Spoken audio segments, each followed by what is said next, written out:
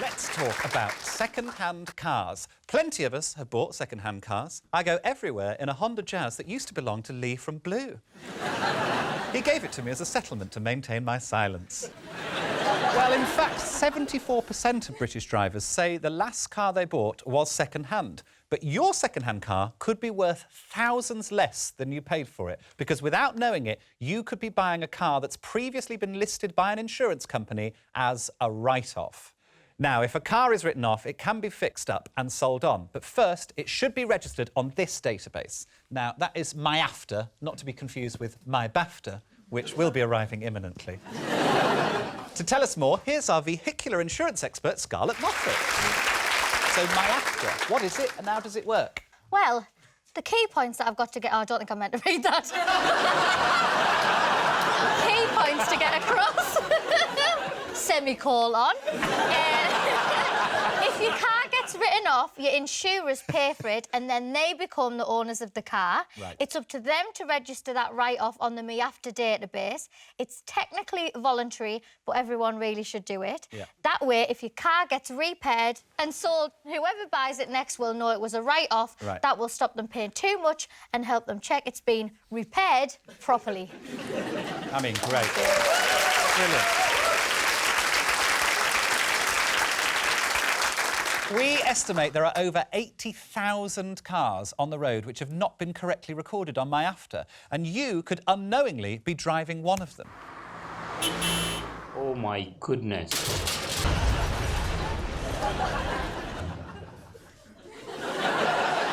I enjoyed that, Mark. I don't do these things for you, Joe.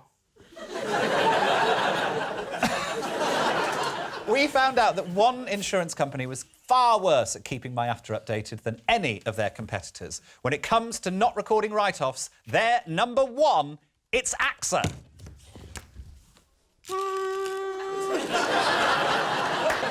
AXA's failure to update MyAfter affected more than 400 cars in 2019. And as a result of their failures, not only could people be spending far too much on their cars, they could even be driving a death trap.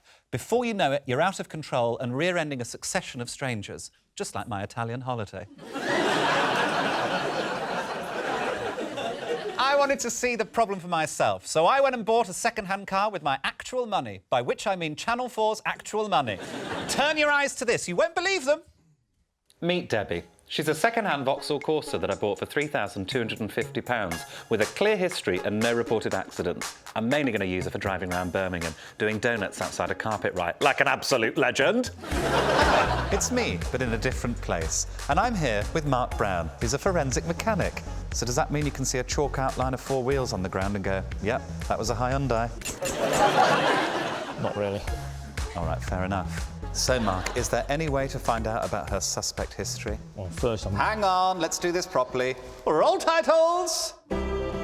She's best known for leading a busy life, ferrying Joe Lycett from Londis to Londis. But tonight, we're going to discover the answer to the question, Debbie, who do you think you car? So, Debbie's very excited to hear about her history. I've done a family tree of what I've got thus far. Oh, right. Is this useful at all? No, I don't think so. OK. What are your first impressions? Could it belong to the Queen? No, I don't think so. A bit of a loose headlight, rocking up and down. That is so loose, isn't it? It's like my Auntie Maureen.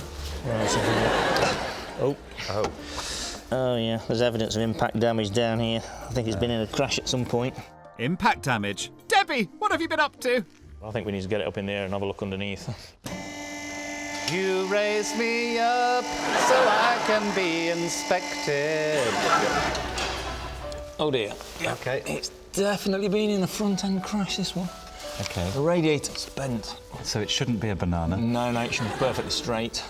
Not everything's perfectly straight. So this is quite a big impact. Afraid so. Poor Debbie. We should cut some shots of her thoughtfully looking at the sea. Did I really know Debbie? What other secrets was she hiding? What are you doing here, having a look at the Debenham sale? No, I'm just having a look at the history of the car on the VCheck website. Do you need to wear these white gloves? No, I don't think so, thank you. They wear them on Who Do You Think You Are, so It's a waste of £1.99. Mark's been going through the archives, but just like on Who Do You Think You Are, it was pretty boring. So let's cut straight to the good bit. This is Debbie today, in 2019. Absolutely ravishing. And in 2017...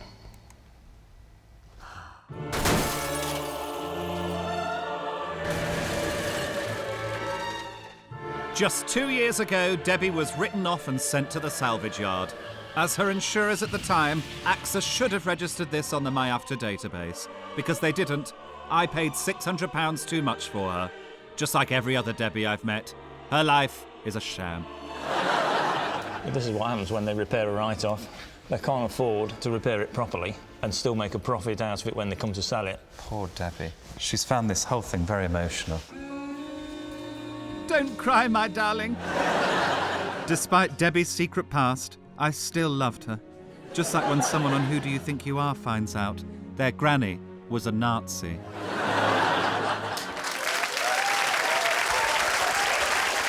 What an emotional journey. Now, Debbie was safe to drive and had passed her MOT, but to quote everyone I've ever been out with, I'm sorry, but I'm not satisfied. I think we deserve to know what we're getting when we buy a second-hand car, and I just might have found a way to make AXA listen. Drink this video in. Debbie had a date with destiny. Battling a downpour to finally face up to her secret write-off history. First, call the switchboard. Hello, I need to make an insurance claim. Okay, can I take your big registration, please? Delta Yankee 64, Mohican Wendy Gary. I had taken Debbie to the last place AXA would expect. She should be really easy to find because she's right in your car park. Next, create a diversion. And I've chosen my favourite kind of diversion, a pink one. Now to penetrate the building with my goodies. I bought a list of 407 vehicles that AXA failed to record as write-offs, plus a basket of treats for the staff pulling the ensuing all-nighter as they carefully correct the MyAfter database for every last one. Hello? I mean, is this breaking and entering now? I was in, Hello? but something was telling me AXA didn't want to accept my generous gifts. Hello? I've had an accident. Because as soon as they saw a man in a fur coat holding a hamper, they locked all the doors, shut all the blinds, and called the police.